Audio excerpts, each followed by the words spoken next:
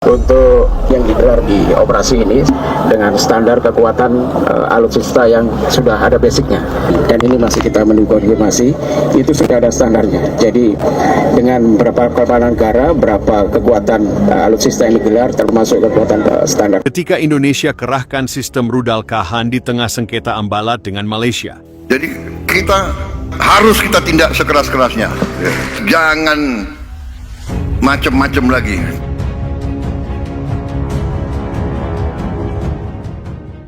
Indonesia telah mengerahkan sistem rudal balistik taktis Kahan di Kalimantan Timur. Momen ini terjadi ketika sengketa wilayah Ambalat dengan Malaysia kembali mencuat foto-foto sistem rudal Kahan yang diproduksi oleh produsen Turki, Roketsan, telah dipublikasikan di halaman Facebook sahabat Kris sejak Jumat pekan lalu.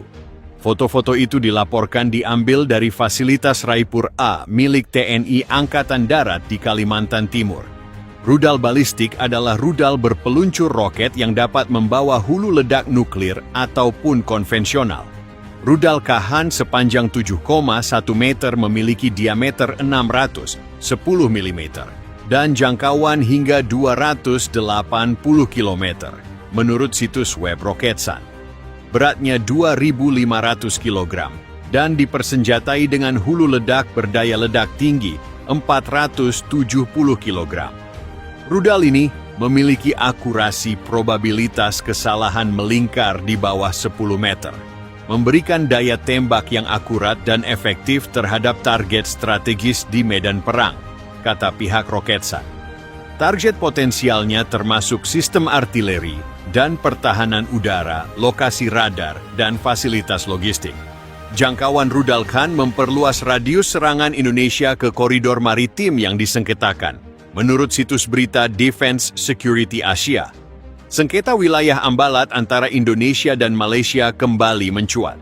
Kementerian Luar Negeri, Kemlu, Malaysia mengumumkan Malaysia tidak akan lagi menyebut wilayah sengketa itu sebagai Blok Ambalat, melainkan sebagai Laut Sulawesi. Ambalat merupakan blok laut yang sudah lama menjadi sengketa kedua negara. Menurut laporan kantor berita bernama, Kemlu Malaysia mengatakan putusan Mahkamah Internasional (ICJ) tahun 2002 tentang kedaulatan Pulau Sipadan dan Ligitan semakin memperkuat posisi maritim Malaysia di Laut Sulawesi. Kementerian Luar Negeri menggarisbawahi bahwa setiap terminologi harus digunakan dengan benar dan mencerminkan kedaulatan dan hak hukum Malaysia atas wilayah yang bersangkutan, kata kementerian itu dalam sebuah pernyataan.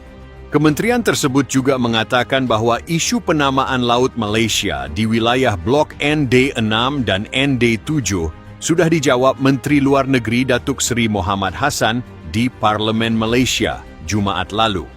Sementara terkait kemungkinan pengelolaan bersama antara Malaysia dan Indonesia di wilayah itu, kementerian tersebut mengatakan hal itu masih dalam tahap pembahasan.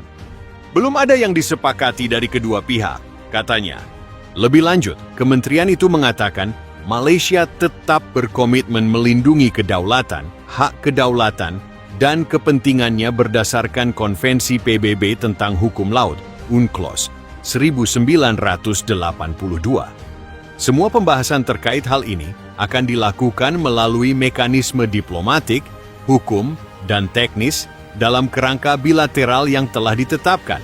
Paparnya sengketa Blok Ambalat termasuk salah satu isu yang disinggung dalam pertemuan Presiden Indonesia Prabowo Subianto dan Perdana Menteri Malaysia Anwar Ibrahim di Istana Merdeka pada 27 Juni lalu.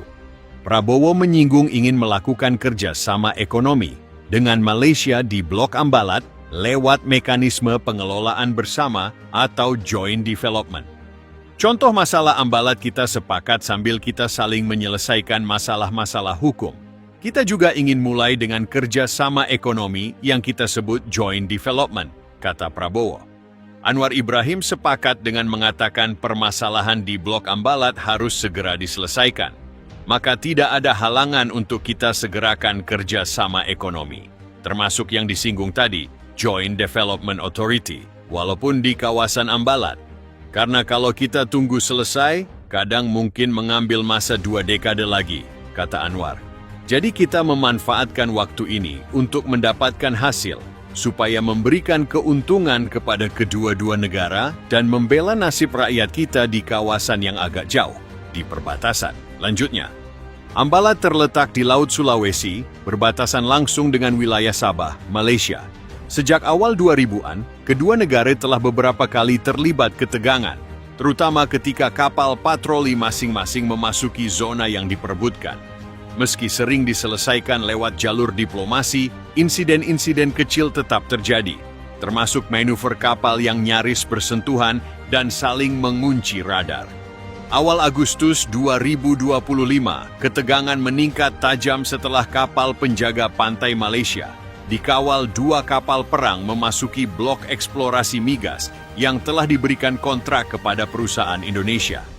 Kementerian Luar Negeri Indonesia segera melayangkan nota protes, namun di lapangan, TNI AL langsung meningkatkan patroli tempurnya.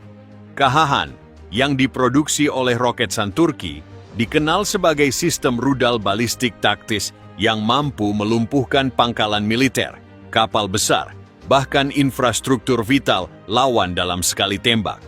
Pengiriman sistem ini ke Tarakan dan Nunukan dilakukan dengan pengawalan ketat menggunakan kapal LPD TNI AL dan pesawat angkut berat C-130J. Sumber militer menyebutkan setiap peluncur KH-Han dibekali 2 rudal siap tembak dengan sistem navigasi GPS INS yang dapat menghantam target dengan Circular Error Probable (CEP) hanya beberapa meter. Dengan posisi di Kalimantan Utara, KH-Han mampu menjangkau hampir seluruh wilayah Sabah, termasuk pangkalan militer utama Malaysia di kota Kinabalu. Seorang pejabat TNI yang enggan disebutkan namanya menegaskan, "Kita tidak mencari perang, tapi kita tidak akan ragu mengamankan kedaulatan NKRI. KH-Han ditempatkan bukan untuk provokasi, melainkan sebagai pesan bahwa kita siap menghadapi segala kemungkinan." Hingga berita ini diturunkan, negosiasi diplomatik masih berjalan di tingkat Menteri Luar Negeri kedua negara.